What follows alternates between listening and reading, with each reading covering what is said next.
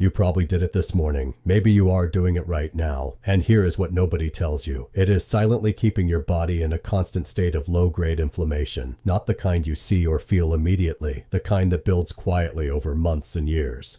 And researchers now link it to nearly every major chronic disease, including heart disease, diabetes, Alzheimer's, and even cancer. Today, I am going to tell you exactly what it is, what is happening in your body when you do it, and the simple, science-backed shifts that actually reverse it. Stay until the end because the last one surprises almost everyone.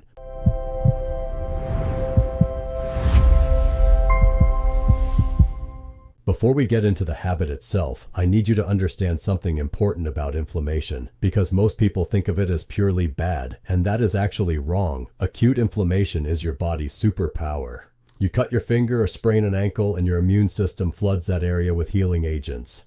It is red, it is swollen, and it is doing exactly what it should. That resolves in days. Chronic inflammation is completely different. It is when that same immune response gets stuck in the on position, not because of an injury, but because of signals your lifestyle keeps sending your body every single day. There is no wound to heal, but your immune system keeps firing anyway. And that constant low-grade activity over years is what researchers now call the silent killer underlying most modern diseases. So the habit I'm about to describe is one of the most consistent triggers of that chronic state. And the reason it's so dangerous is that it feels completely normal. The habit is chronic sleep disruption. And I want to be specific. I am not just talking about pulling one all-nighter. I mean the pattern most people have built over years. Sleeping less than 7 hours most nights, irregular bedtimes, staying on screens until you fall asleep, and waking up to an alarm before your body is ready. Research from the University of California found that even 1 week of getting under 6 hours of sleep per night caused measurable spikes in 2 key inflammatory markers: interleukin-6 and C-reactive protein. These are the same markers doctors test when they are looking for signs of chronic disease risk. Here is what is actually happening biologically. During deep sleep, specifically the slow wave and REM stages, your body runs what I would describe as a nightly maintenance cycle. It clears metabolic waste from the brain,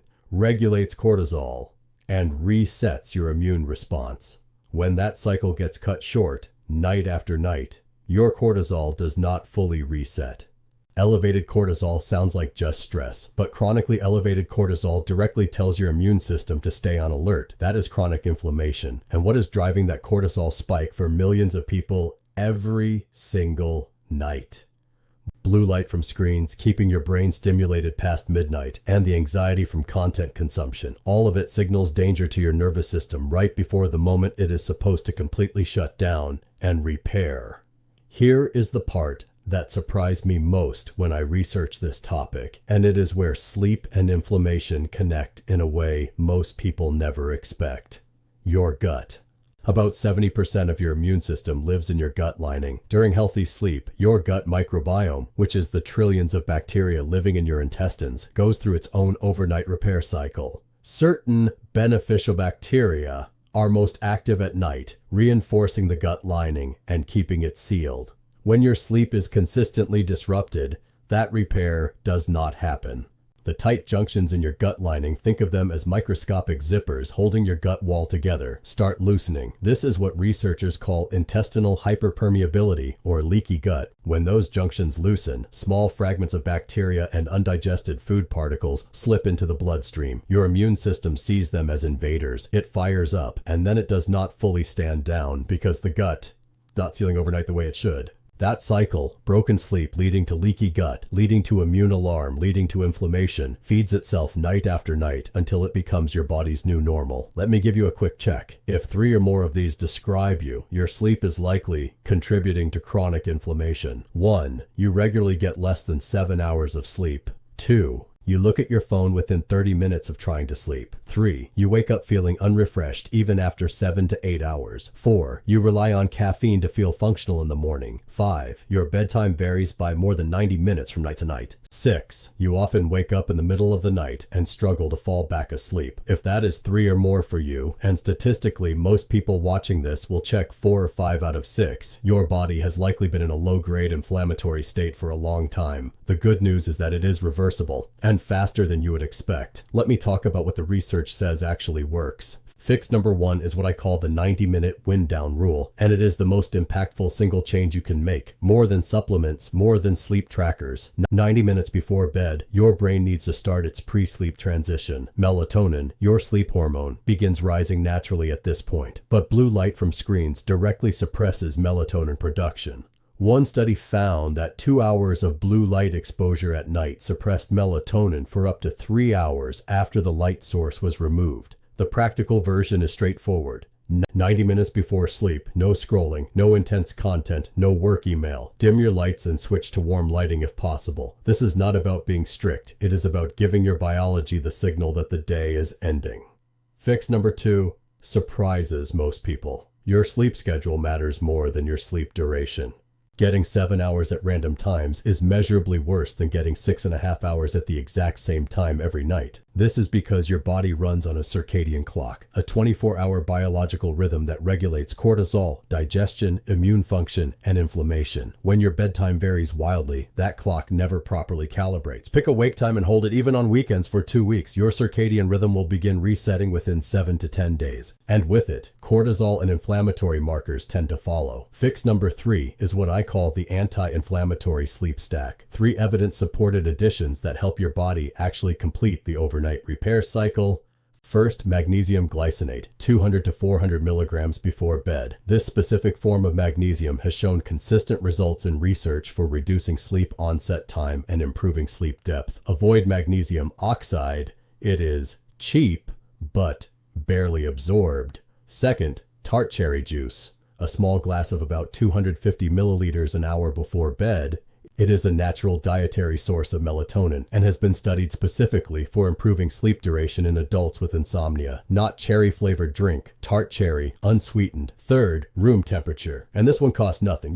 Your core body temperature needs to drop by about 1 to 2 degrees Fahrenheit to initiate and maintain deep sleep. The ideal sleep temperature is between 65 and 68 degrees Fahrenheit, or 18 to 20 degrees Celsius. A room that is too warm is one of the most common and most overlooked reasons people wake up in the night. Here is the one that surprises almost everyone, and I did promise it at the start. The most powerful thing you can do for your sleep tonight is something you do tomorrow morning. Get outside within 30 minutes of waking up and expose your eyes to natural light, even on a cloudy day, for at least 10 minutes. Your brain has a master clock called the suprachiasmatic nucleus. It calibrates your entire 24-hour hormonal rhythm based on light signals through your eyes. Morning sunlight triggers a controlled cortisol spike, the kind that should happen in the morning, which then sets the countdown for when melatonin rises that evening. Without that morning light signal, your clock drifts. Your cortisol peaks at the wrong time. Your melatonin comes too late. You cannot fall asleep when you want to. And the inflammation cycle continues. 10 minutes of morning outdoor light with no sunglasses and no glass window filtering it is one of the most researched and most underutilized tools in sleep science. Poor sleep causing inflammation is not a fringe theory. It is one of the most replicated findings in modern health research. But it is also not the only cause of chronic inflammation, and fixing your sleep alone is not a treatment for any existing condition. What it is, consistently, is one of the most controllable levers you have. No prescription, no specialist required. Just 3 practical changes that work with your biology instead of against it. 90-minute wind down before bed. Consistent sleep schedule every day. Morning light within 30 minutes of waking. Start with 1. Build from there. If this kind of breakdown is useful to you, subscribe. I put out one of these every week, and I try to keep it research-based and practical, not just fear-driven headlines. Next week, I am covering the specific foods that research shows directly lower C-reactive protein, that inflammatory marker I mentioned earlier, and a couple of them will genuinely surprise you. Drop a comment below. I am curious how many of those 6 sleep disruption signs did you check. I will see you in the next one.